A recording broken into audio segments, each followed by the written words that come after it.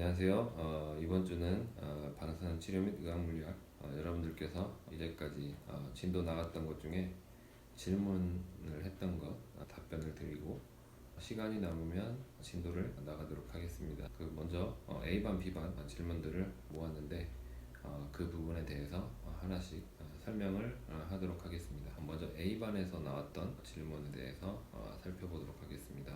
A반의 첫 번째 질문, 챕터 4의 8번 슬라이드 선량 교정에 의해서 D, Z 레퍼런스는 0.0074 그레이퍼 MU가 구해지는 것까지는 이해가 되는데 PDD at Z 레퍼런스가 어떻게 73.60%가 나오게 된 건지 잘 모르겠습니다.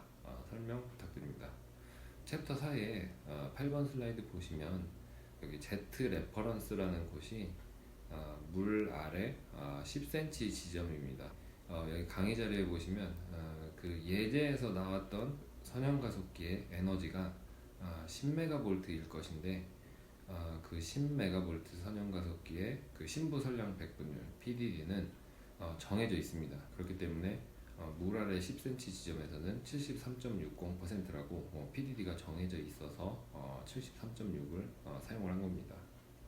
마찬가지로 선형가속기에서의 PDD는 각 그 에너지에 따른, 예를 들면 6메가볼트, 10메가볼트, 15메가볼트 등등등 그 PDD 표가 다 정해져 있기 때문에 그 중에서 10메가볼트에서 물 아래 10cm 깊이에서는 73.60%다 라고 정해져 있어서 그 값을 사용을 하는 겁니다. 그 다음에 4주차 동영상 자료 정정으로 올라온 거에 전자선 에너지의 경우 전자선 에너지가 낮아지면 빌드업 깊이가 깊어진다.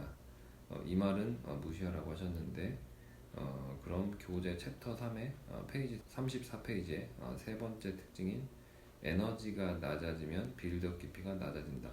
이거 무시하는 건가요?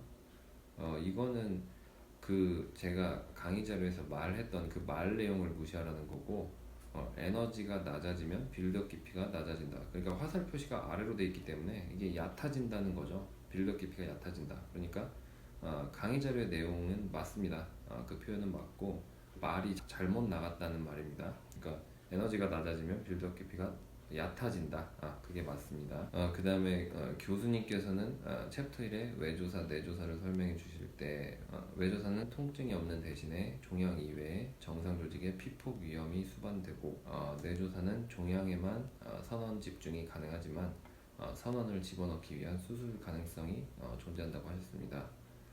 만일 내조사를 한다면 수술이 불가피한 경우라면 피폭의 위험성을 수반하는 것과 수술을 진행하는 것 둘 중에 어떤 방법을 선택하는 게 합리적인 것인지 궁금합니다. 이 질문은 외조사나 내조사, 그러니까 이 치료 방식에는 항상 베스트라는 건 없습니다. 그러니까 외조사 치료가 모든 종양의 케이스를 치료하는데 베스트가 되냐? 그것도 아니고요. 그 다음에 내조사를 할 때도 이 내조사가 모든 종양의 치료에 베스트냐?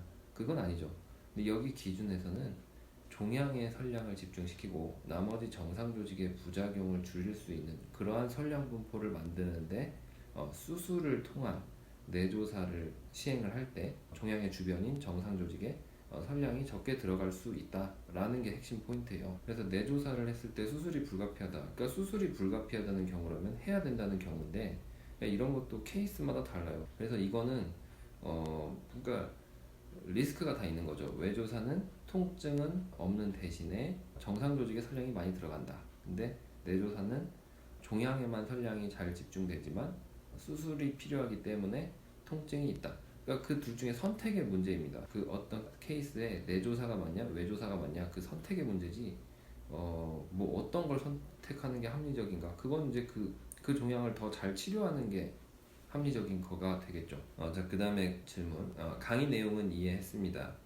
무엇보다 선형가속기 사용 시 선량 교정 방법에 대해 임상에서 요구되는 부분인지 궁금합니다. 그리고 저희가 선형가속기 작동 시 가장 주의하여야 하고 숙지해야 할 내용은 무엇인지 궁금합니다. 중요한 내용입니다.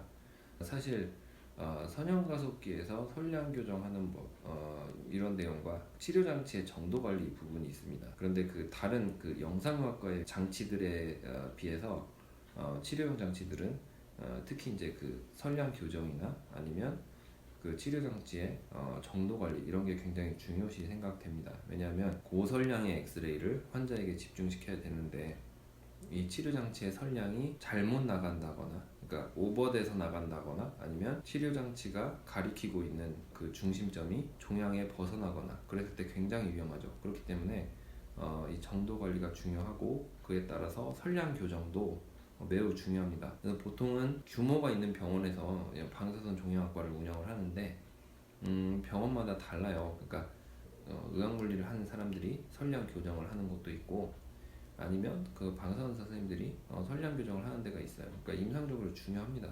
근데 그거를 방사선 선생님이 하냐 아니면 의학물리 하는 사람이 하냐 이 차이는 있어요. 근데 그거는 아마 병원마다 굉장히 다를 거예요. 천차만별일 겁니다. 그리고 선형가속기 작동 시 가장 주의해야 하고 숙지해야 할 내용, 사실 선형가속기에서는 이 방사선사 선생님들이 임상에서 일을 할 때, 근데 이제 그 중에서도 분리가 되죠. 치료 계획실에 있는 사람들은 이제 별로 해당이 안 될 것 같고, 치료실에서 실제 환자를 대면해서 치료를 수행하는 분들, 이런 분들은 선형가속기에 작동해서 사실 그 이런 것도 장치를 조작을 하는 거잖아요. 그러니까 예를 들면 휴대폰을 사면 그 휴대폰이 어떤 기능을 발휘하는지 이것저것 눌러보잖아요. 그러니까 이 선형가속기도 마찬가지로 그 장치에서 어떤 버튼이 어떤 기능을 하는가 이런 것들이 사실 디테일하게 중요합니다. 근데 그런 것들은 사실 학술적으로 가르칠 수는 없어요. 왜냐면 그거는 취업을 해서 그때 거기서 이제 배워야 되죠. 그런 동작들은. 근데 이제 적응되면 다 할 수 있는 거기 때문에 그런 조작법까지 가르치기는 좀 뭔가 맞지 않지 않나? 이런 생각은 합니다. 그래서 가장 숙지해야 될 부분은 작동 시 숙지해야 되는 부분. 일단 이 기본적인 게 일단 이 장치가 제대로 돌아가느냐 이런 것들이 중요하니까 이 그 의학과 치료 및 의학물리학의 마지막에 배우는 QA 부분, 그러니까 그것도 여러 가지가 있습니다. 매일매일 검사하는 거, 그 다음에 주마다 검사하는 거, 그 다음에 월마다 하는 거, 1년에 한 번씩 하는 게 여러 가지가 있는데 그런 것들이 먼저 만족이 되면 그 다음에 그 장치를 사용할 수가 있는 거죠. 그래서 그런 부분이 먼저 선행이 되면 선형가속기 작동 시 주의해야 되는 부분은 뭐 겐트리를 돌렸을 때 잘 돌아가는가, 그 다음에 환자 테이블을 이동을 시켰을 때 잘 가는가, 뭐 이런 거, 그러니까 이런 것들이 조작을 하는데 익숙해지는 것, 이제 그런 것들이 실무적으로는 더 많이 접하고 중요한 부분 아닐까 이렇게 생각을 합니다. 그 다음 질문, PDD 영양인자가 이해가 잘 되지 않아요. 이 질문에 대해서 말씀을 드리면 PDD 영양인자는 여러 가지가 있는데 챕터 3의 21페이지에 보시면 PDD 증가 요인이 있습니다. 그러면 PDD가 증가할 때 에너지, 그러니까 입사 광자 에너지가 높을 때, 그 다음에 이 에너지랑 같이 보셔야 되는 거는 필터입니다. 필터의 원자 번호가 증가할 때, 필터의 두께가 증가할 때, 이렇게 세 개는 같이 외워두시면 됩니다. 그 다음에 조사면이 커질 때, 그 다음에 깊이가 얕아질 때, 그 다음에 SSD가 길어질 때입니다. 이렇게 6가지가 PDD의 증가 요인인데, 이 PDD의 증가 요인을 왜 알아야 하냐, 그거는 근본적인 원인이 있습니다. 그러니까 이 환자에다가 방사선을 조사를 할 때, 암 부위에 방사선을 조사를 할 때 중요한 부분이 이 어느 깊이에 있는 암에다가 우리가 원하는 선량을 주고 싶은데, 그러니까 PDD라는 말은 환자 표면에서 이 암까지의 깊이에 따른 선량의 변화를 이야기를 하죠. 근데 이 PDD가 입사한 광자의 에너지, 그 다음에 필터의 원자 번호, 필터 두께, 조사면 크기, 깊이, 그 다음에 SSD에 따라서 변하니까 그거를 잘 고려를 해줘라 이런 말인데, 다시 한번 설명을 드리면 우선 에너지에 대해서 말씀을 드리겠습니다. 그러니까 에너지가 증가하면 PDD가 증가한다. 이게 입사한 광자의 에너지를 이야기를 하는 거죠. 그러면 에너지에 따라서 신부 선량 백분율의, 그러니까 그 깊이에 따른 선량의 변화의 그 변화 비율이 달라진다라고 생각을 하시면 되는데, 강의 자료에 예제가 있잖아요. 예를 들면 이거 이렇게 있으면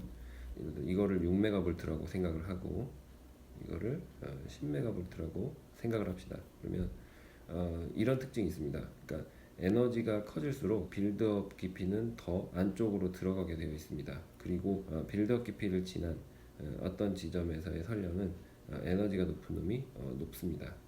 그게 PDD의 특징입니다.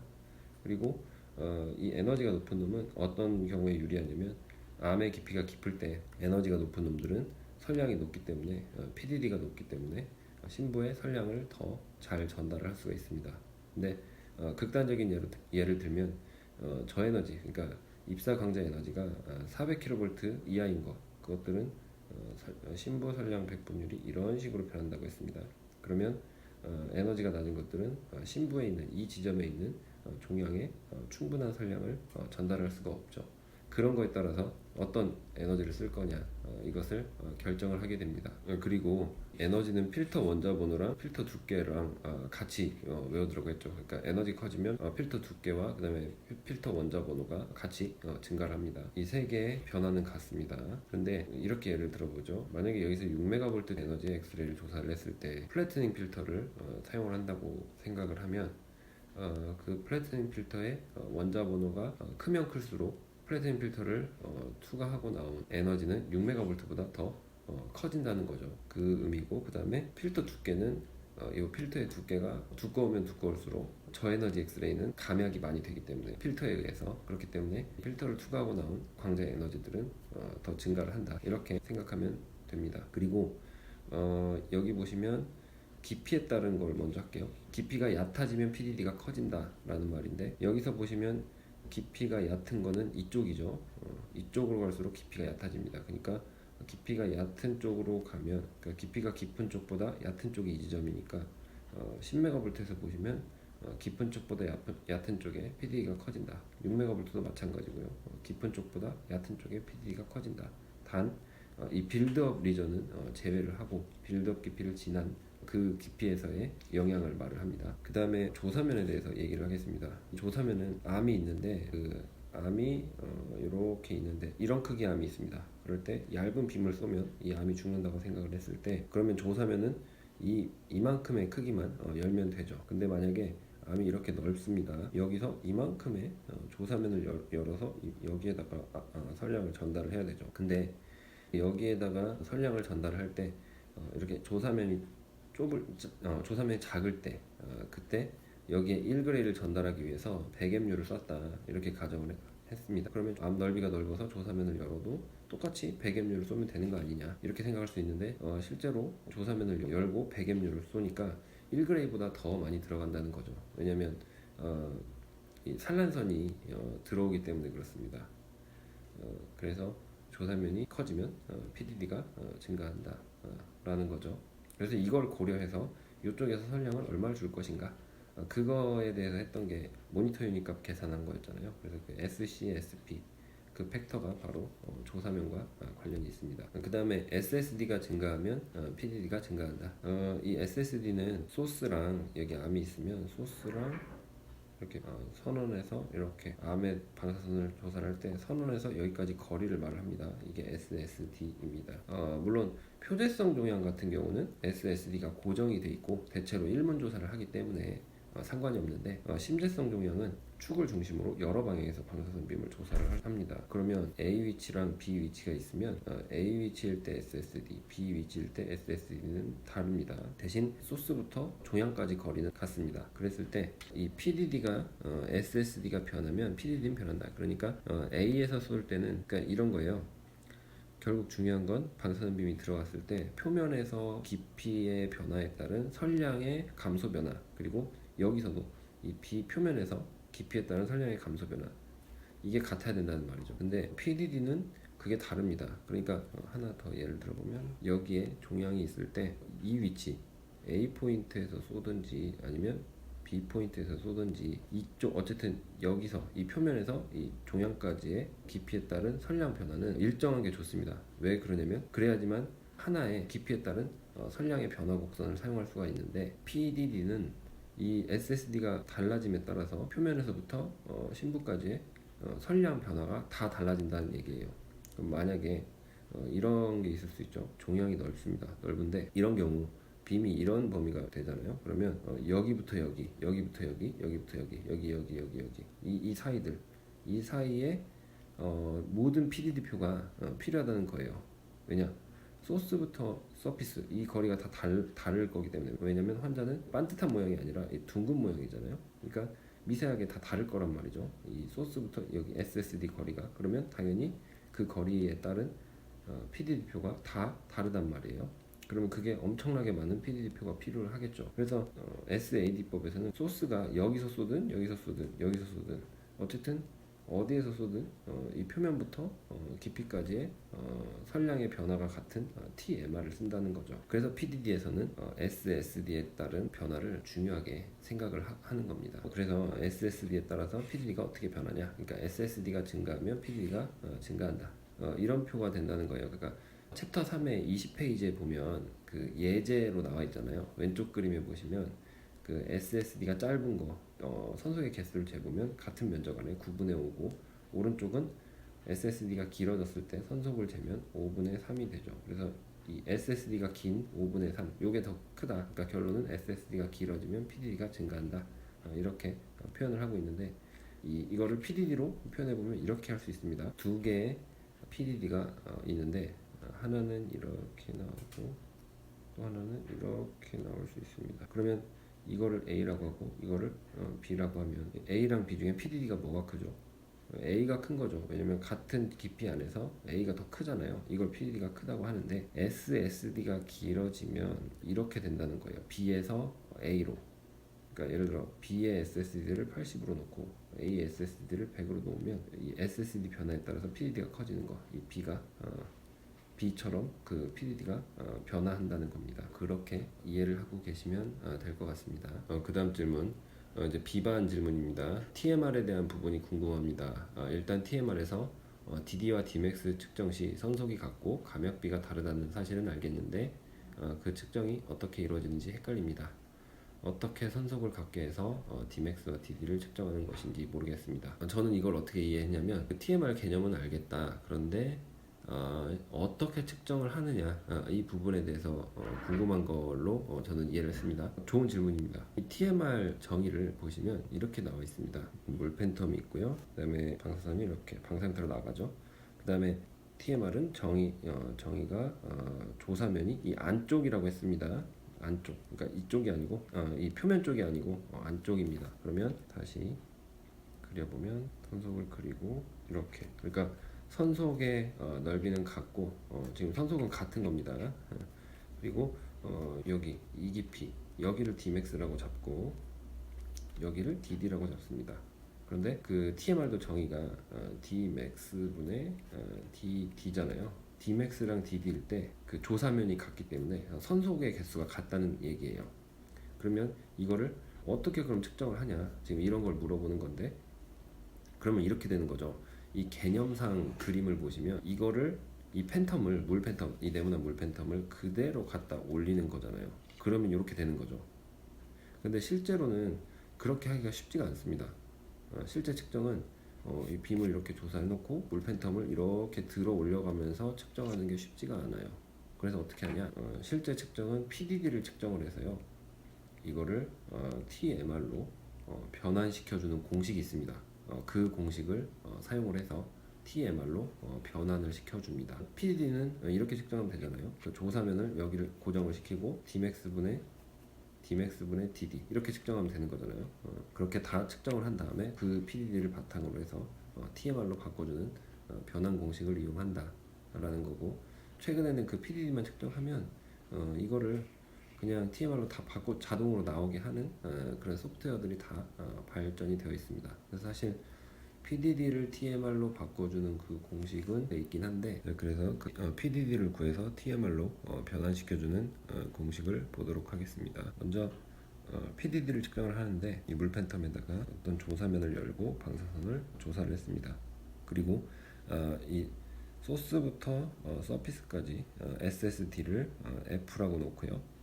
그 다음에 여기 Dmax 지점을 이쪽으로 잡으면 여기까지 거리를 깊이를 Z max라고 잡고, 그 다음에 어떤 깊이, 여기서부터 심부 선량 깊이 이쪽을 Z라고 잡으면 PDD로부터 TMR을 구하는 공식은 이렇게 나옵니다.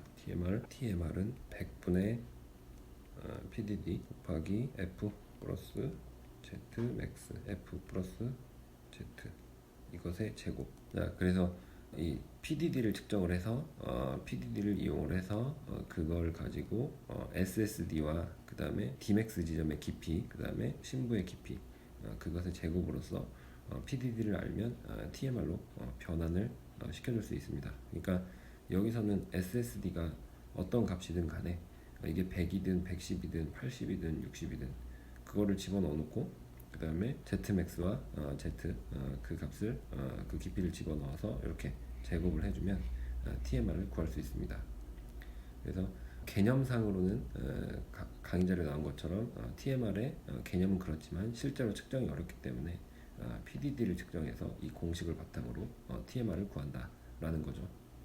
그러니까 이거에 대한 유도는 자세한 거는 그냥 생략하고 이런 공식을 이용해서 PDD를 이용을 해서 TMR을 구한다, 이렇게 기억을 하시면 될 것 같습니다. 좋은 질문이었습니다. 그 다음에 챕터 3의 23페이지 표면 선량 증가 요인에서 5번 필터의 원자 번호 감소와 6번 필터의 두께 감소 시 표면 선량이 증가한다고 나와 있는데, 필터의 원자 번호와 두께가 감소하면 저에너지가 여과되지 않고 피부에 닿아 표면 선량이 증가하는 것인가요? 괄호 열고 표면 선량을 생각할 때 선량의 에너지가 중요한 게 아니라 양이 중요한 것인지도 궁금합니다. 괄호 닫고. 그러니까 이 표면 선량 증가 감소의 원리는 이런 거죠. 아까 PDD 증가 요인에 대해 설명했지만 에너지 증가, 그 다음에 필터의 원자 번호 증가, 그 다음에 필터의 두께 증가, 이 세 개가 같이 움직인다고 했습니다. 그러면 에너지가 감소하고 혹은 필터 원자 번호 감소하고 그 다음에 두께가 감소한다. 이건 무슨 말이냐? 결국 원자 번호가 감소하고 두께가 감소한다는 말은 입사하는 광자의 에너지가 감소한다, 이런 말인데, 이렇게 생각하면 되죠.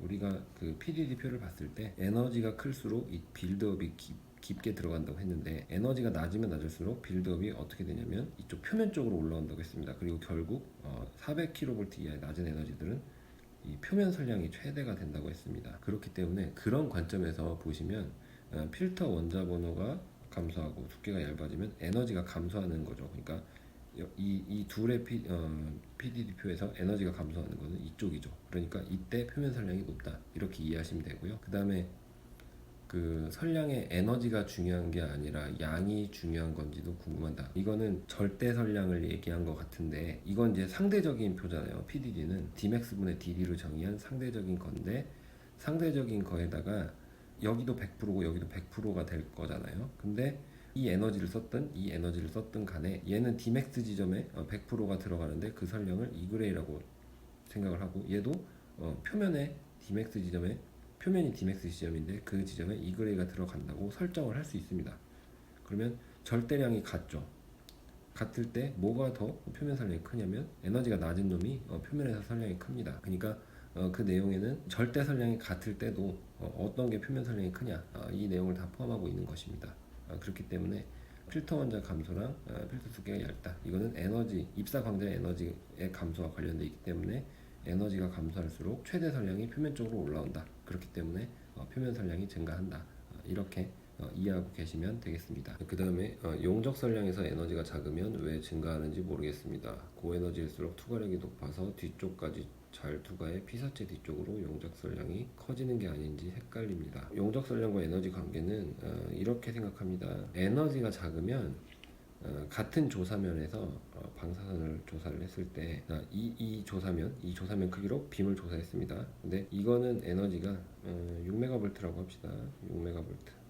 근데 만약에 똑같은 조사면으로 200kV짜리 엑스레이로 조사를 했다. 똑같은 조사회로 조사를 해도 몸 안에서 이렇게 선량이 퍼집니다. 그러니까 6메가볼트 같은 경우는 이 네모 요 안에서만 선량이 있는데 200kV는 이것까지 다 포함한 선량이죠. 그러니까 넓이가 어떤 게 넓냐면 200kV의 선량의 넓이가 넓습니다. 그런 경우를 용적 선량이 크다라고 말을 합니다.